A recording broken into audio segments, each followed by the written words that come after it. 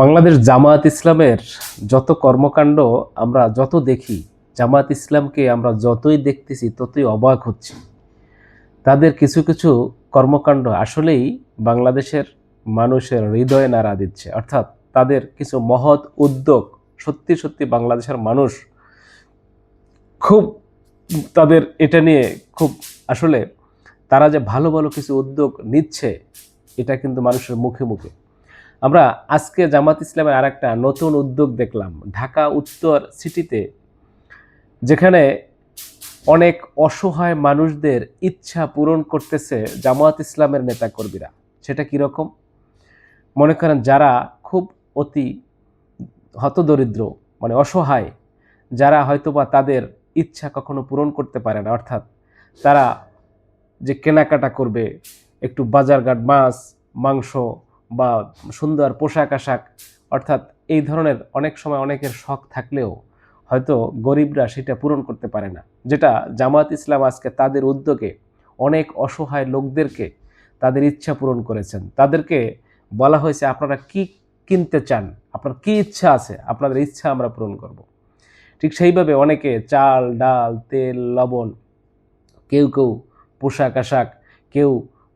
গরুর মাংস মুরগি, মানে যার যেটা তার অভাব রয়েছে সেই অভাবের কথা তাদের কাছে বলেছেন, এবং জামায়াত ইসলামের নেতাকর্মীরা তাদের সেই টাকা দিয়ে তারা তাদের সেই ইচ্ছাগুলো পূরণ করেছেন। আসলে এটা যে শুধুমাত্র জামাত করেছে এটা না, আমরা চাই যে বাংলাদেশের যারা এখন এরকম অনেক বাংলাদেশে বিত্তবান লোকেরা রয়েছেন, তারা যদি আসলে হত দরিদ্র লোকদের পাশে এসে তারা এইভাবে দাঁড়ায়,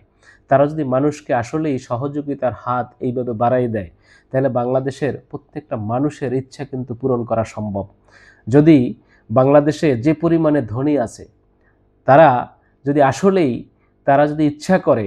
যে প্রত্যেকেই এরকম কিছু কিছু অসহায় লোকদের ইচ্ছা তারা পূরণ করবে, তাহলে সারা বাংলাদেশে যে পরিমাণ আমাদের বাংলাদেশে ধনীরা আছে,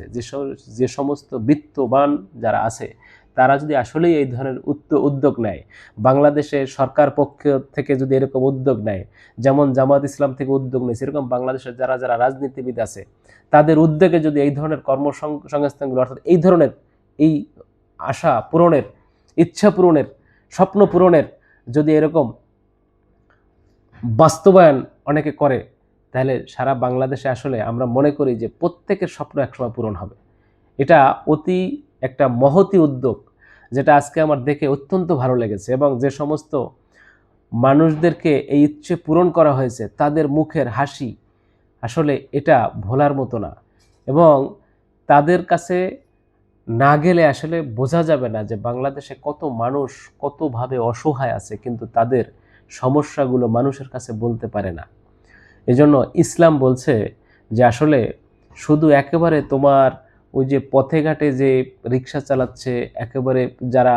মানে এগুলো চাইতেও অনেক অসহায় আছে, যারা সমাজে এমন কিছু শ্রেণীর লোক আছে যারা খুব অসহায় আছে, কিন্তু মানুষের সামনে গিয়ে তারা হাত পাতে না, বা হাত পাতার মতো অভিজ্ঞতা তাদের নাই, এমনও কিন্তু সমাজে বহু লোক আছে যেটা আমরা জানি না, তারা মানুষের কাছে প্রকাশ করে না। এইগুলো এই সমস্ত লোকদেরকে খুঁজে খুঁজে তাদেরকে সহযোগিতা করা দরকার, এবং জামাত ইসলামের এই উদ্যোগটাকে আমরা অত্যন্ত স্বাগত জানাই। শুধু জামাত ইসলাম এই কাজটা যে আজকে করছে এটা না, আমরা মনে করি জামাত ইসলামের এই কাজের দেখা দেখি বাংলাদেশে সরকারও এই ধরনের উদ্যোগ নিতে পারে, বাংলাদেশে বিভিন্ন রাজনৈতিক দলের নেতাকর্মীরা এই ধরনের উদ্যোগ নিতে পারে, বাংলাদেশে বিত্তবান যত আছে তারা এই ধরনের উদ্যোগগুলো নিতে পারে। প্রত্যেকেই যদি এক একটা লোক যদি একটা দুইটা পরিবার করে এরকম তাদের ইচ্ছা পূরণ করে, তাহলে বাংলাদেশের মানুষের যে দুঃখ দুর্দশা এটা অনেক কমে আসবে, এবং এই মহতী উদ্যোগ ভবিষ্যতে চলমান থাকুক, এবং তাদের এই কাজগুলো দেখে বাংলাদেশে যেন অনেক মানুষ এই ধরনের